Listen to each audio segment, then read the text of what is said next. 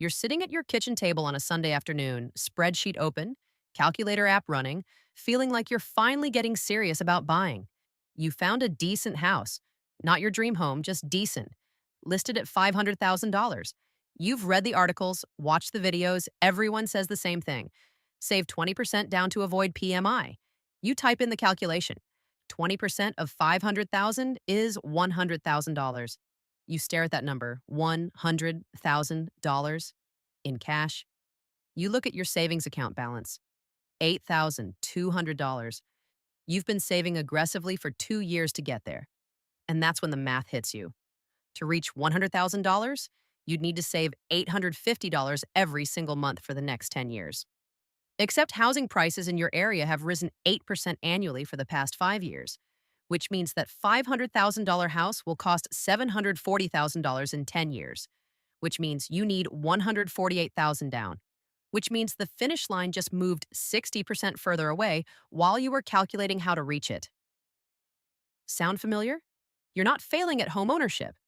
You're discovering that the system is mathematically designed to keep you renting forever.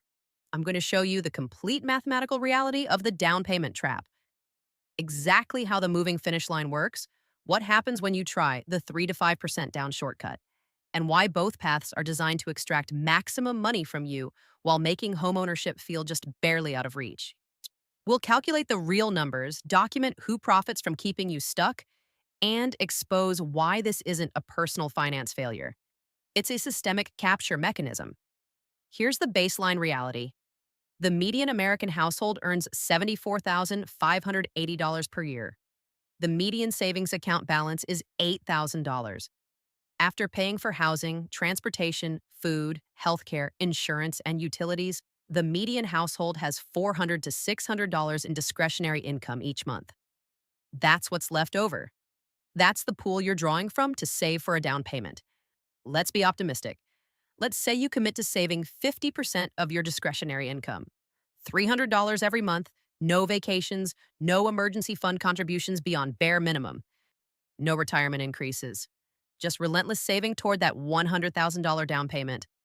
At $300 per month, you reach $100,000 in month 327. That's 27 years. But here's where the math gets truly devastating. Housing prices don't freeze while you save. In most markets, homes appreciate 6 to 8% annually. Let's use 7% right in the middle.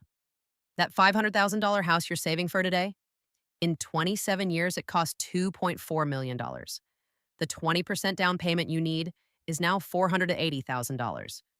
You saved $100,000. You're $380,000 short. The gap didn't close. It's now 4 times wider than when you started. Every single year you save aggressively, you fall $8,700 further behind your goal. The finish line doesn't just move, it accelerates away exponentially. You're not slowly catching up to home ownership. You're competing in a race where your opponent gets faster every lap while you stay the same speed. Now you're thinking what everyone thinks at this point. I just need to save more. Cut harder. Sacrifice deeper. You've heard the advice? Skip the daily latte. Cancel streaming services.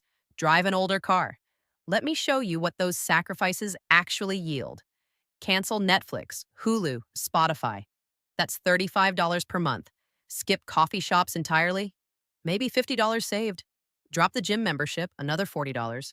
Bring lunch to work every day instead of buying, $70. Cut your clothing budget to absolute necessities, $30. Eliminate all restaurant meals, $150. You've just removed every single discretionary pleasure from your life, and you've freed up $375 per month. Let's get more extreme. You're already driving a 7-year-old car, but let's say you drive it another 8 years instead of replacing it in 5. Maybe you save another $100 monthly in payment avoidance. No vacations, not even cheap ones. That's probably $150 monthly if you were budgeting annually. You're up to $625 per month in freed up cash. This is monastic level sacrifice. No entertainment, no dining out, no hobbies, no travel, a 15-year-old car. Watching friends get married in distant cities and sending your regrets because you can't afford the flight. At $625 monthly, you reach $100,000 in month 160. That's 13 years and 4 months. Except that $500,000 house now costs $1.2 million at 7% annual appreciation. You need $240,000 down. You saved $100,000 while the requirement grew by $140,000. You're still losing ground by $28,000 every single year, while sacrificing everything that makes life livable. This is where you realize something crucial. You're not failing at budgeting. You're not weak or undisciplined or financially illiterate. You're competing in a rigged race where the rules guarantee you lose. And the cultural narrative that frames this as personal failure, that's part of the design. So the real estate industry offers you a solution. Just put down 3 to 5%. You don't need 20%. You can buy now with the money you've already saved. Let me show you what that actually looks like. Meet Marcus and Jennifer. He's a graphic designer. She's a middle school teacher. Combined income is $82,000. They're 32 and 34. They've been saving aggressively for 5 years and accumulated $25,000. They're buying that $500,000 house with 5% down in a suburban metro area. They're responsible people making a responsible decision based on what every authority told them was possible. Here's their complete monthly reality. The mortgage payment on $475,000 at 4.75% interest is $2,478. PMI, which is private mortgage insurance calculated at 0.5% annually on the loan amount, adds $198 per month.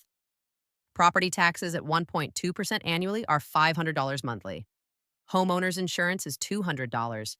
Their HOA fees are $150. And they need to reserve 1% of the home's value annually for maintenance, which is $417 per month.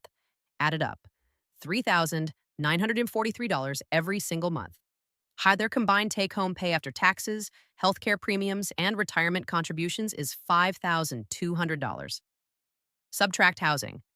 They have $1,257 remaining for everything else. Groceries cost them $550. Car payment and insurance is $420. Utilities another $180. Student loan minimums are $280. Gas is $200. Healthcare copays and prescriptions are $150. They're $273 short every month. Before buying a single item of clothing, before replacing Marcus's laptop when it dies, before contributing to an emergency fund, before increasing retirement savings beyond the minimum, they've already cut streaming services, eating out, gym memberships. Jennifer canceled her therapy appointments because $120 per month had to come from somewhere. Marcus gave up his hobby budget entirely. They're still short. So Jennifer teaches summer school for an extra $1,800. Marcus takes freelance projects on weekends. They're both working more than full-time to cover a $273 monthly deficit. This is home ownership for median income Americans. And that's when you discover what PMI actually costs. That $198 per month seems small compared to the mortgage payment. Over 30 years, it's $71,280. Let me be clear about what PMI is. It's insurance that protects the lender if you default, not insurance that protects you. You're paying $200 every month for protection that exclusively benefits the bank. Here's the trap within the trap. PMI is calculated on the original loan amount, not your declining balance. Even as you pay down principal, even as you build equity, you're paying PMI on money you've already paid back. The only way to drop PMI is to reach 20% equity in the home. For Marcus and Jennifer, at their income level with their budget, accelerating payments enough to reach 20% equity requires cash they absolutely don't have. They'll pay PMI for 15 plus years, probably the full life of the loan. Let me show you what income actually supports this purchase comfortably. Financial advisors recommend keeping housing costs at 28% of gross income. That's called the front-end ratio. It's conservative. It's designed to ensure you can handle the payment plus save for emergencies, plus invest for retirement. Work backwards from Marcus and Jennifer's $3,943 monthly housing cost. To keep that at 28% of gross income, they'd need to earn $14,082 per month. That's $169,000 annually. They earn $82,000. The house they bought requires an income 206% of what they actually make. They're not slightly stretched. They're financially underwater from day one. Here's what their income actually supports responsibly. At $82,000 gross, 28% is $1,913 monthly for housing. Let me calculate what that buys. With 5% down and a 4.75% interest rate, they can afford a $275,000 house. Maximum. Want to know what 275,000 gets them in their market? 850 square feet, 45 minutes from work each way, needs 30,000 in immediate repairs, which they don't have because they spent their savings on the down payment. This is the actual choice in front of them. Option 1. Buy the $500,000 house they need for space and location. Be house poor for decades. Live one unexpected expense away from foreclosure. Sacrifice retirement savings, emergency fund, and any quality of life. Work second jobs indefinitely. Option 2. Buy the $275,000 house they can actually afford. Accept the brutal commute. Accept the deferred maintenance becoming their problem. Accept the neighborhood they didn't want to live in. Watch their kid go to the underfunded school. Option 3. Keep renting and watch both the $500,000 house and the $275,000 house become more expensive every single year while their income stays flat. All three options feel like failure, but only because the system has normalized struggle as the price of entry. The trap is perfect because every path leads to either financial stress or the feeling that you're giving up on the American dream.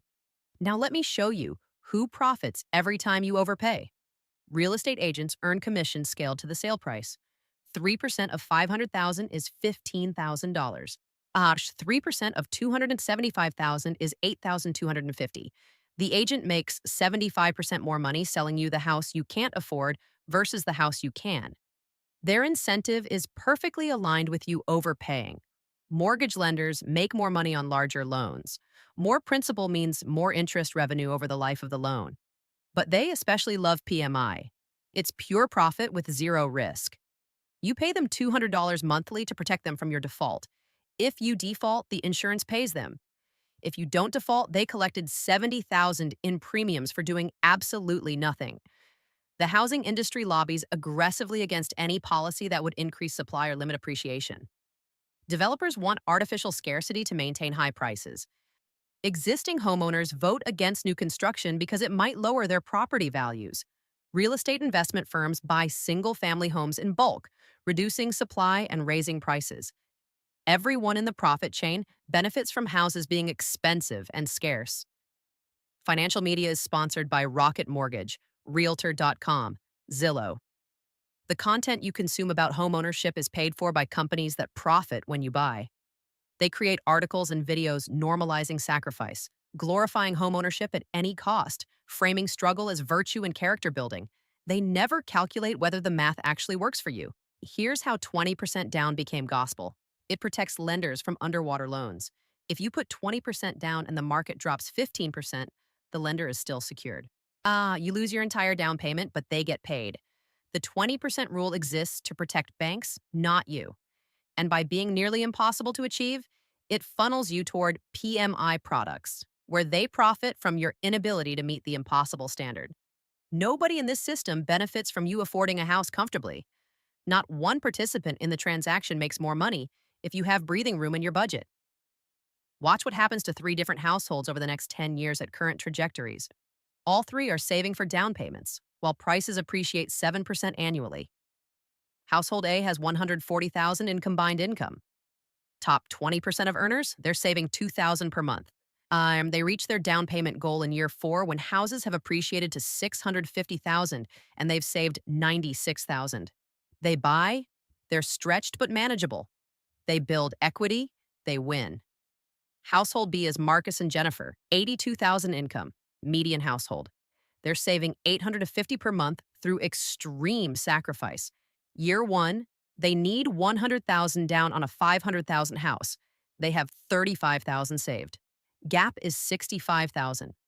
Year 5, they need $140,000 down on a $700,000 house. They have $86,000 saved. Gap is $54,000. Wait, that's progress, right? Wrong. Year 10, they need $197,000 down on a $984,000 house. They have $138,000 saved. Gap is $59,000. After a decade of sacrifice, they're actually slightly further from homeownership than when they started because their income didn't keep pace with appreciation. They've been running as hard as they can and losing ground. Household C has 52,000 in income, bottom 40%. They're saving 300 per month, which is brutal sacrifice at that income. Year 3, they're mathematically eliminated. The gap between their savings rate and appreciation rate means they will never, under any circumstances, catch up. The system has calculated them out of homeownership permanently. This isn't speculation, it's arithmetic. Without significant policy intervention, homeownership stratifies completely by 2035. The top 30% own and accumulate wealth. Everyone else rents permanently and builds equity for landlords. The middle class becomes the renting class. Generational wealth transfers only within families who already own. Let me give you permission to do something radical. Stop running. If your household income is below $120,000 in a median cost market, buying right now likely means decades of financial stress, vulnerability to any income disruption, and sacrificing retirement savings, emergency funds, and quality of life. Choosing to rent isn't failure. It's refusing to play a rigged game. Renting preserves flexibility. It prevents house poor poverty. And it lets you invest the difference between affordable rent and crushing mortgage payments in index funds that historically return 7 to 10% annually. You can build wealth without chaining yourself to an asset you can't afford. You can choose to wait. Wait for income growth. Wait for a market correction. Wait for life circumstances that change the math. Waiting isn't weakness when the alternative is financial disaster. You can choose to relocate to a lower cost market where the income to housing ratio actually works, where 82,000 per year buys comfort instead of stress.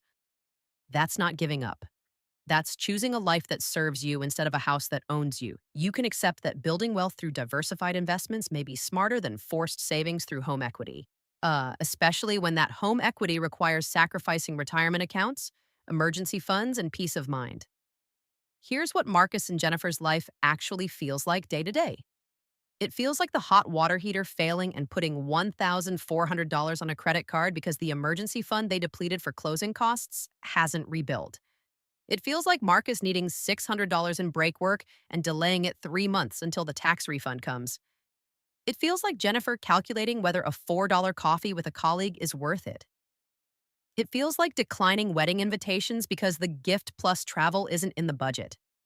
It feels like both of them being homeowners on paper, but living poorer than when they rented for $1,800 per month. This is what the real estate industry doesn't show you in the photos of happy families holding house keys. This is the reality behind the closed door of the house you can't actually afford. Reframe what success means. Success isn't owning a house that financially destroys you. Success is understanding the math clearly enough to choose the path that serves your actual life, not the path that serves the real estate industry's profit model, not the path that looks impressive to your parents' generation who bought when houses cost 3 times annual income instead of 6 times. The smartest financial decision is sometimes the one that looks like giving up to people who don't understand the numbers. You're not failing at homeownership. You're succeeding at not trapping yourself in decades of financial stress to generate profits for lenders and agents who will never think about you again after closing. The goal isn't owning a house. The goal is building a stable, secure life. Sometimes those goals align. Right now, for most median income Americans, they don't. And it's okay to choose the life over the house. It's okay to see the trap clearly and walk away. It's okay to say no thank you to a system designed to extract maximum money from you while making homeownership feel just barely out of reach. The down payment requirement isn't a savings goal. It's a mathematical impossibility disguised as personal responsibility. And when the impossible barrier forces you toward the PMI shortcut, you're not escaping the trap. You're just choosing which trap locks around you. You deserve to know these numbers before you sign. You deserve to understand that struggle isn't noble when it's systematic extraction. You deserve permission to make the choice that protects your financial future.